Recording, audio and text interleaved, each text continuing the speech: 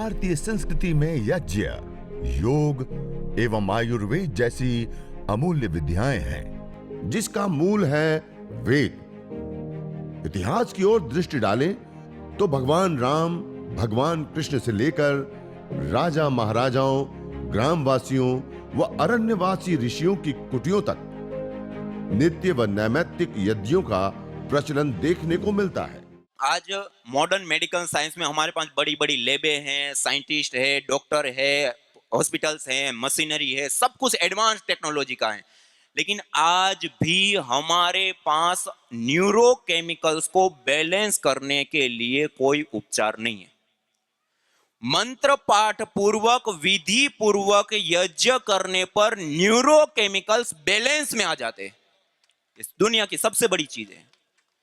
और स्ट्रेस, तनाव, डिप्रेशन को आप मैनेज, आज दुनिया की सबसे बड़ी बीमारी स्ट्रेस, तनाव, डिप्रेशन है और उसका सीधा समाधान यज्ञ है। साइंटिफिकली मंत्र का पाठ, वो जो ध्वनि, वो जो सुगंधी, सुरभि, मेडिसिनल कंपोनेंट्स और उसके साथ साथ नैनो पार्टिकल्स, यज्ञ से निकलने वाले नैनो पार्टिकल्स होते हैं और मेडिसिनल पार्टिकल होते हैं। हमने आईआईटीज के साथ मिलकर के कई सारे काम किए।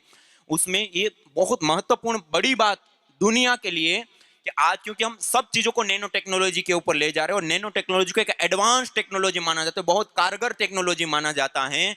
और हमारे ऋषि मुनियों ने इतनी सरल सहज की घर का छोटा बच्चा भी बैठ करके हवन कर सकता है और उस हवन में अलग अलग द्रव्य डाल करके नैनो करके अनंत प्रकार के लाभ उठाने की देवीय विद्या यज्ञ चिकित्सा है। ये इतनी बड़ी चीज है। और हमारे प्राचीन शास्त्रों में भी, ग्रंथों में भी इस यज्ञ की अनंत और अथाह महिमा बताई गई है अलग अलग। जैसे आप रामायण में भी देखते हैं, पुत्र कामेष्टि यज्ञ, यज्ञ के माध्यम से भी प्रभु श्री राम की प्राप्ति, यज्ञ के माध्यम से माता सीता की प्राप्ति।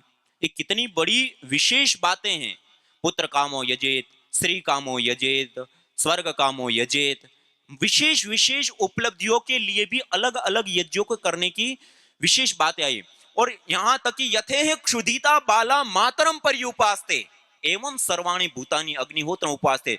जैसे भूख रूपी दुख से पीड़ित बालक अपनी मां की उपासना करता, अपनी मां की गोदी में जाता है और मां के पास भूखा बालक आने पर उसकी भूख की निवृत्ति निश्चित रूप से होती है। एवं सर्वाणि भूतानि अग्निहोत्र उपास्ते। ऐसे ही सारे मनुष्यगण यज्ञ, हवन, अग्निहोत्र की शरण में जाते हैं और समस्त प्रकार के रोगों से, दोषों से, दुखों से छुटकारा पाते हैं।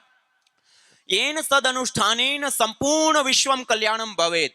आध्यात्मिक, आधिदैविक, आधि भौतिक ताप त्रयोन उन्मूलनम सुकरम स्यात् तद यज्ञ पदाभिधेयम कहा कि जिस सद अनुष्ठान को करने से संपूर्ण विश्व का कल्याण हो, पहला लाभ। और व्यक्तिगत लाभ, आध्यात्मिक, आधिदैविक और आधि भौतिक ताप त्रयोन उन्मूलनम सुकरम स्यात्। तीनों ही प्रकार के तापों का उन्मूलन जिस जीवन से हो जाए उसको यज्ञ, हवन, अग्निहोत्र कहते हैं। ये विश्व का भी कल्याण करने वाला होता है और जीवन में आने वाले आध्यात्मिक, आधिदैविक, आधि भौतिक तीनों ही प्रकार के तापों को हरने वाला होता है। तो ये यज्ञ अपने आप में एक बहुत बड़ी विद्या है। और देखिए सबसे बड़ी बात, ये जितने भी हम लाभ देख रहे हैं सारे भौतिक लाभ और अलग होते हैं, लेकिन यज्ञ को मुख्य रूप से देव यज्ञ कहा जाता है, देवताओं के लिए किया जाता है। देवता मानी दानाथ देव, जो हमेशा दे उसको क्या कहते हैं? देवता। सूर्य हमें रोशनी देता है, प्रकाश देते, तो हम क्या कहते हैं? सूर्य देवता। धरती माता हमें धारण करती है, धरती माता। सूर्य देवता, चंद्र देवता, वायु देवता, जल देवता, ये सब हमें दे रहे हैं ना। जो दे रहे हैं उसको क्या कहते हैं? देवता। और उन देवताओं के लिए हम क्या करते हैं? 5 तत्व होते हैं ना, अग्नि, वायु, जल, पृथ्वी। ये 5 तत्वों से हमारा तन बनता है, 5 तत्वों से ये हमारा पूरा पर्यावरण बनता है। और इन्हीं 5 तत्वों का शोधन, पोषण और संवर्धन यदि करना चाहते हैं तो अयम यज्ञो भूनस्य नाभिकः, अयम यज्ञो विश्वस्य भूनस्य नाभिकः। अलग अलग शास्त्रों में अलग अलग जगह पर ये यज्ञ संपूर्ण भूमंडल ब्रह्मांड की एक नाभि है। जैसे माता के गर्भ में शिशु नाभि से पोषण को प्राप्त करता है और वर्धित होता है, ऐसे ही ये प्रकृति मां का पोषण ये यज्ञ रूपी नाभि से होता है। और अथर्ववेद में द्वितीय मंत्र में कहा, वसोह पवित्रमसि द्योरसि पृथ्वीरसि मातरि स्वानो धर्मोसि परमेण धामना द्रियस्व माँ वारमाते यज्ञपतिम वार्षित। ये यज्ञ पवित्रता का हेतु है। वसोह पवित्रमसि द्योरसि, यह द्युलोक में स्थित होने वाला, द्युलोक को संतुलित करने वाला, द्युलोक को धारण करने वाला है। पृथ्वी रसी, पृथ्वी लोक को भी धारण करने वाला है, पृथ्वी लोक को संतुलित करने वाला है। मातरिस्वानो धर्मोसी, इस वायु, मातरिस्वान कहते हैं वायु को, इस वायु को भी धारण करने वाला, वायु का पोषण करने वाला है, वायु के अंदर जीवनीय शक्ति का संचार करने वाला है।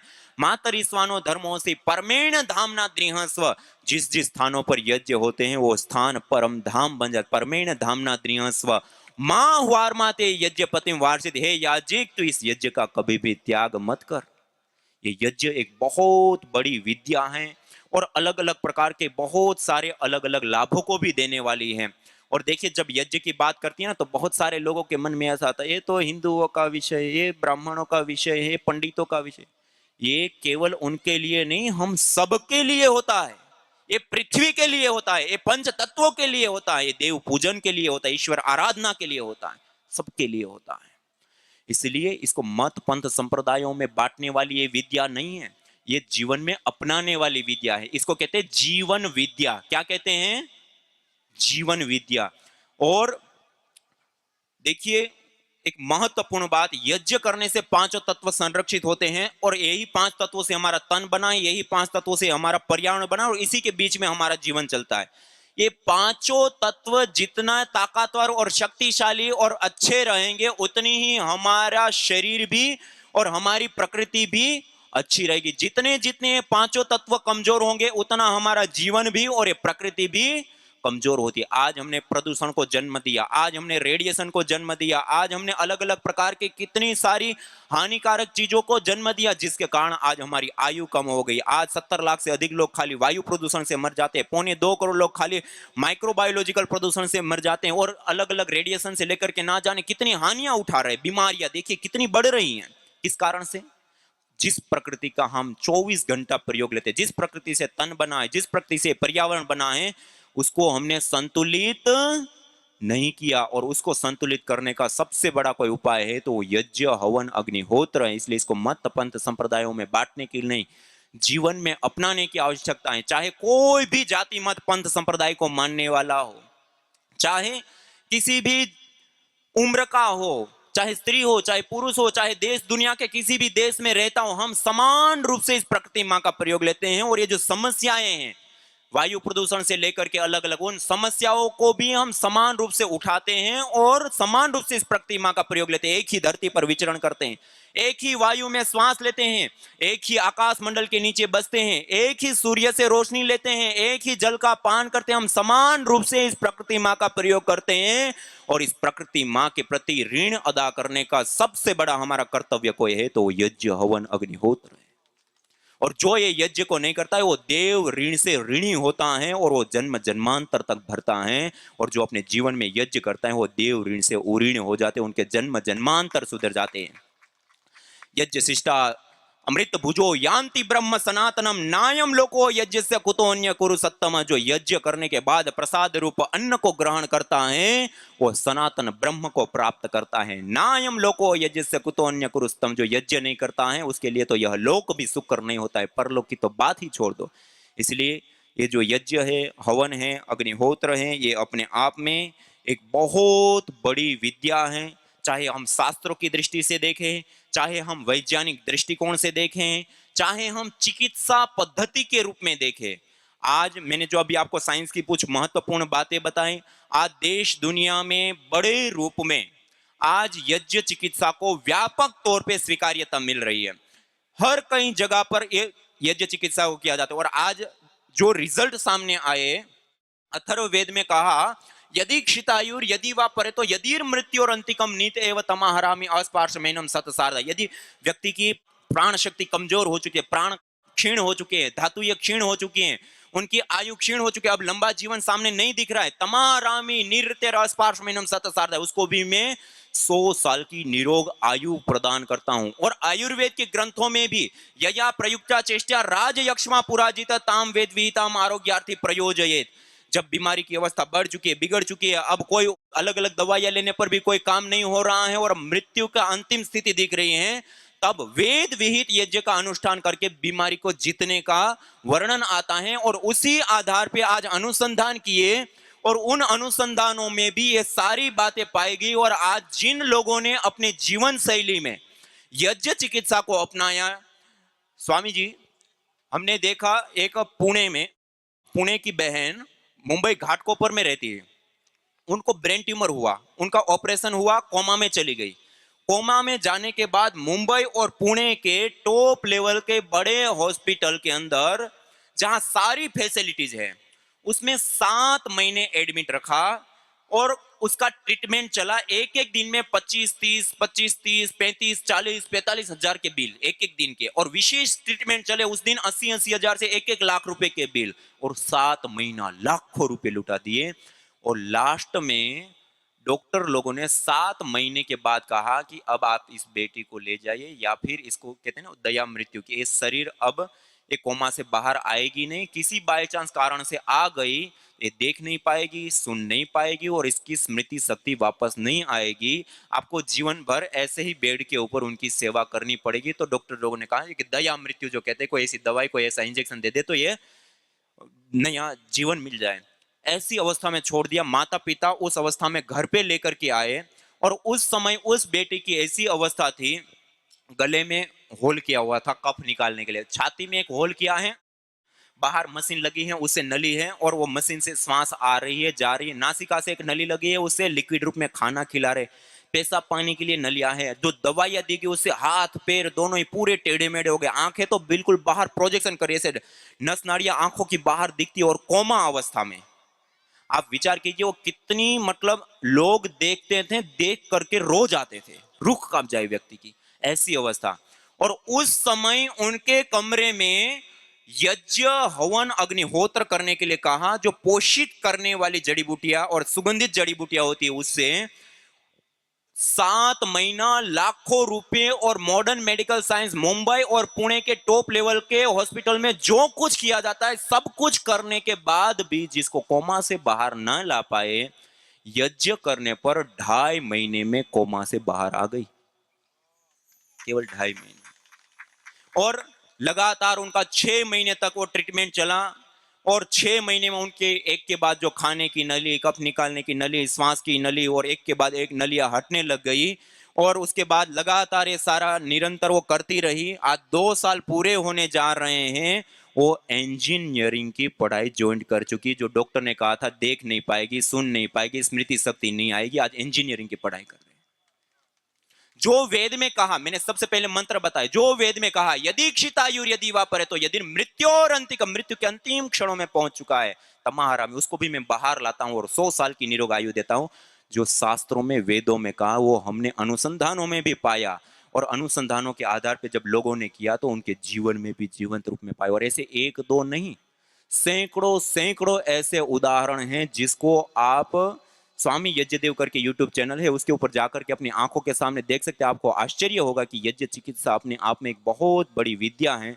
तो कहने का अभिप्राय है कि यज्ञ करने से अलग अलग स्वास्थ्य लाभ भी मिलता है, देवी शक्तियों का पूजन भी होता है, मनोकामना की पूर्ति भी होती है, ईश्वर की आराधना भी होती है, प्रकृति का पालन पोषण संवर्धन भी होता है। वर्तमान जीवन में बैक्टीरिया, वायरस, फंगस से लेकर के रेडिएशन से लेकर के वायु प्रदूषण जैसी समस्याओं से बचाव भी होता है। और उसके साथ साथ मानवीय चेतना का उत्कर्ष कर हमें अति मानस चेतना की ओर अग्रसर करता है। ये दुनिया की सबसे बड़ी विद्या है। यज्ञो वै श्रेष्ठ तमम कर्म, ये मनुष्य के जीवन में किए जाने वाला सबसे उत्तम कर्म है। तो आज हम संकल्प ले अपने जीवन में छोटा सा यज्ञ जरूर करें। इसी के साथ मैं अपनी वाणी को विराम देते हुए और मंचस्थ बाबू श्री के श्री चरणों में कोटि कोटि प्रणाम करते अपनी वाणी को विराम देता हूँ। सभी को सादर प्रणाम। ओम शांति शांति शांति।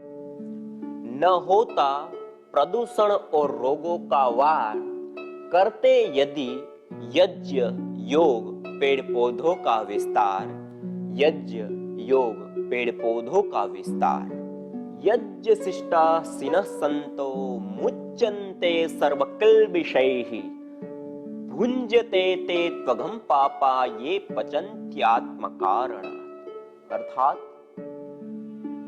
जो यज्ञ शेष बचे हुए अन्न का पान करते हैं, प्रसाद को प्राप्त करते हैं, प्रसाद को ग्रहण करते हैं, वह मुच्यन्ते सर्वकल्मषैः, सभी प्रकार के पापों से, दोषों से मुक्त हो जाते हैं। भुंजते तु त्वघं पापा ये पचन्ति आत्मकारणा, जो केवल अपने पेट की आपूर्ति के लिए अन्न को पकाते हैं, वह अन्न नहीं अपितु पापी लोग पाप का भोग कर रहे हैं। संडे के दिन अपने घर में हवन करके फिर उसके अंगारे पर थोड़ा घी और गूगल डाल करके, ये गूगल सबको दे रहे हैं। अभी मुझे खुशी है, लगभग 10,000 से ज्यादा हवन कुंड और 10,000 ये छोटा ये तांबे वाला भी दे रहे हैं, और जो है 50-100 रुपए में आपको मिट्टी वाला भी दे रहे हैं। अभी सब लोग यहां से जाते समय जो हवन कुंड लेकर के नहीं जाएंगे उनको पाप लगेगा। ठोको ताली अपने लिए, सबको पुण्य का भागी होकर के जाना है। हवन कुंड लेकर के जाओ। ये गिफ्ट में भी यही देते हैं। इस बार मैंने अभी पहले तो कॉर्पोरेट मेंबर्स को दिया था, जो भी कॉर्पोरेट मेंबर हैं उनको सबको हवन कुंड दे रहे हैं, हम सबको दिया।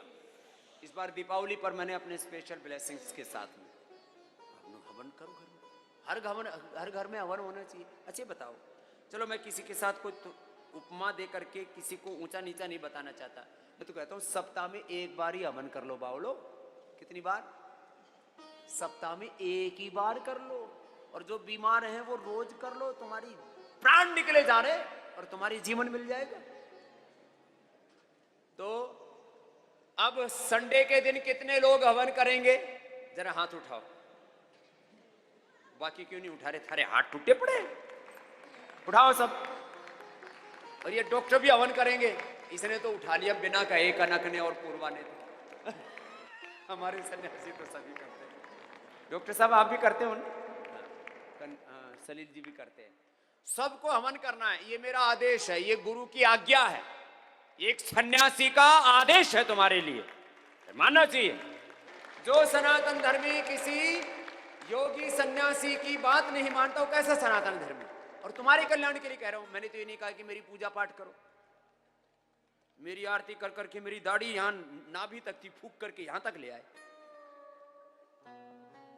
आरती उतारते उतारते फिर भक्ति में यहां तक आ गई। तो फिर मैंने लोगों को कहा, चित्र नहीं चरित्र की पूजा करो, व्यक्ति नहीं व्यक्तित्व की पूजा करो। जो मैं कह रहा हूं वो करो, जैसे मैं जी रहा हूं वैसे जी। यह हवन कुंड सबको दे रहे हैं, कितना सुंदर लगता है। किसी को गिफ्ट भी दो तो अच्छी लगती है, गिफ्ट इसी का दिया करो ना। किसी की शादी की वर्षगांठ है, किसी का जन्मदिन है, किसी के और पवित्र पवित्र दिन आते हैं, ये पूरा देने में भी बहुत सुंदर लगता है। अब 10,000 से ज्यादा तो हमने भिजवा दिए सामग्री के साथ। ये सामग्री देखो उधर रखी हुई पूरी, ये पूरी ये सामग्री, हवन सामग्री 10 तरह की सामग्री है, 11 तरह की।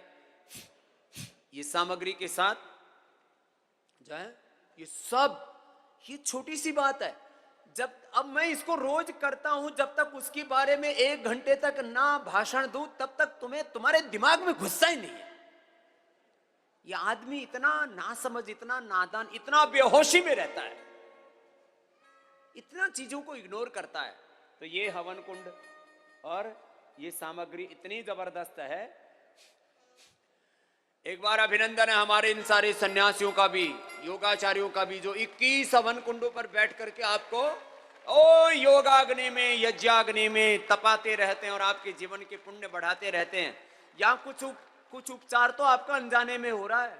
ऐसे ही ये महातीर्थ है, निरामयम योगग्राम पतंजलि योगपीठ। क्या है बोलो?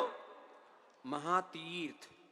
यहाँ योग होता है, यहाँ यज्ञ होता है, यहाँ गौ सेवा होती है, यहाँ वेदाध्ययन होता है, यहाँ सनातन धर्म के सारे तत्वों का अनुष्ठान किया जाता है। यज्ञ भारतीय संस्कृति का मूल है। तो आइए हम संकल्प लें, संसार के श्रेष्ठतम कर्म यज्ञ को अपनाएं। पिंड और ब्रह्मांड में संतुलन कायम करने वाले यज्ञ को अपने जीवन का अभिन्न अंग बनाएं एवं प्रकृति मां के प्रति अपने ऋणों को अदा करें। विश्व स्वास्थ्य का एक नारा, यज्ञ से होगा जग उजियारा। भारतीय संस्कृति की अमूल्य विरासत यज्ञ की महिमा को जानने हेतु वैदिक चैनल पर प्रतिदिन प्रातः एवं सायं 11:30 बजे यज्ञ महिमा कार्यक्रम से जुड़े। विशेष जानकारी हेतु संपर्क करें। मोबाइल 9068565306।